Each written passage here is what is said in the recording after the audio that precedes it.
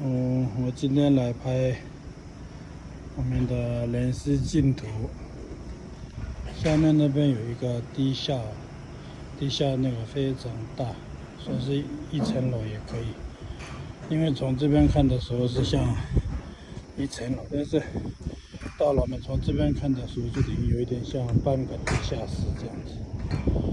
那从那边上来了之后啊，这样子上来，从前面可以直接走进来，但是刚好里面有东西，所以我就用从侧门走。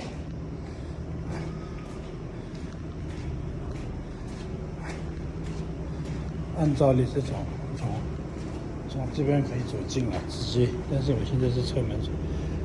这边第一层这个里面的话会有三师佛在上面，到时候会有三师佛，然后这个庙的大小就是这个样子，里面会有三师佛，对，然后这个是第一层的样子，然后我们如果要走到第二层的话，有的从这边可以上去，从那边也可以上去，但是我就从这边走，左右都有路。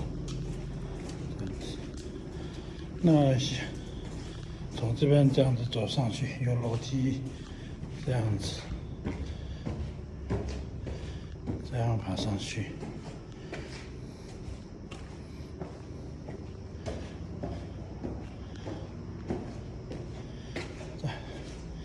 这边就变成看起来是第二层，但是从这边也可以看到刚刚第一层的那个大殿样子，因为大殿比较高，一边的房子就比较矮。对，那从这边走出来，这边有一个房间，这个的话以后可以上司啊什么可以住的地方，那有到时候可以弄厕所或是厨房什么的，可以这样去设计。那边走出来，这边有一个门可以出来，然后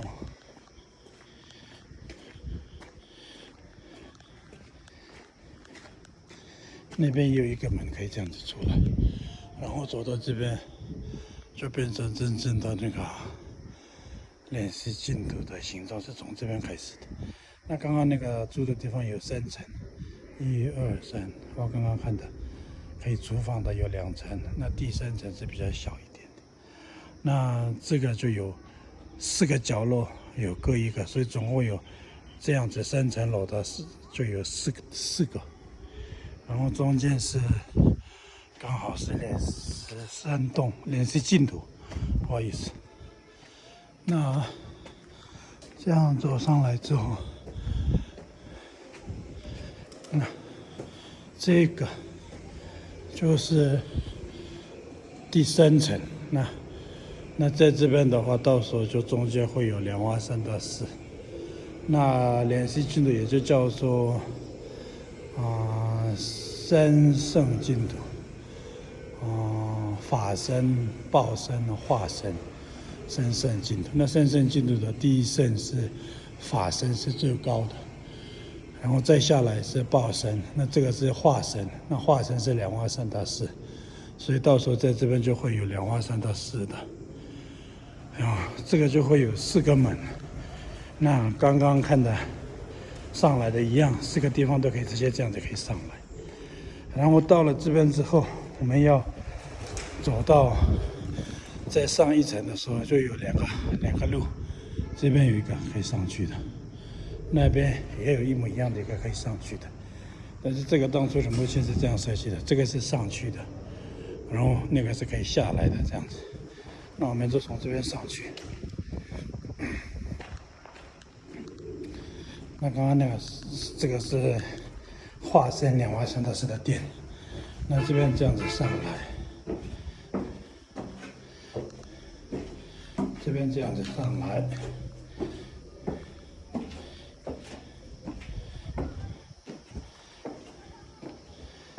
这样子上来，可以这样子上来。OK， 然后到了在这里，那这个的话，那属于化身观世音，不是报身观音菩萨的殿。那这个也是有一模一样，可以这样子绕一圈。那绕一圈之后，4个地方都可以一样进去。那从这边可以看得到整个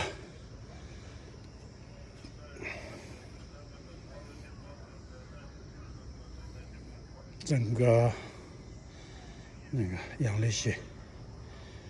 对，那从这边这个可以进去，就到了报身观音菩萨的殿。那以后在这边就会有观音菩萨的殿。对，这样子。那这个4个门也是一样的，可以从四面4个地方都可以直接出去。但是这边有一个不一样是，这边是东嘛，然后2个门是可以直接出去的，然后这边的门是没有办法，因为这边已经有一个墙壁嘛。那这个墙到后面是刚好这样子，这边有一个门，那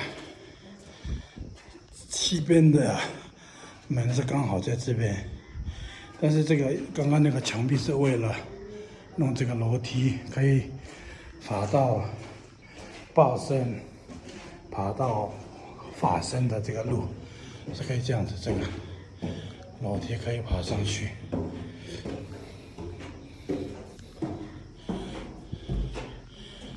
因为我们的楼层都比一般楼高，因为是殿，所以这样子。然后现在是因为刚好很多人在做事情，所以这边都有很多个物品不好出来，这样子。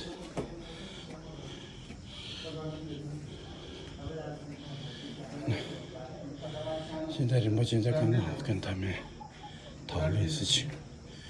那这个就是属于化身，不是化身，法身阿弥陀佛殿。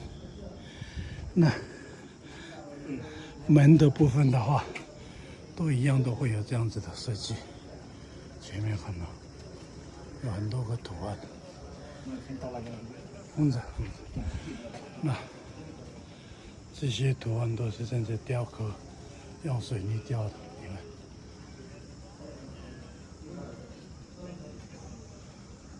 然后金翅鸟啊，这些都是这样子雕出来的。然后这些都是到时候还要用颜色，要上颜色。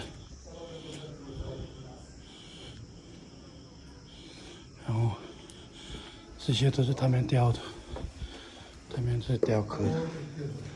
你看他们雕的法轮。这边是法身阿弥陀佛殿，法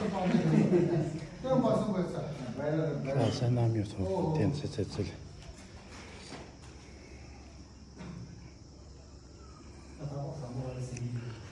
那在这边是最高的地方，也是法身阿弥陀佛的殿，阿弥陀佛。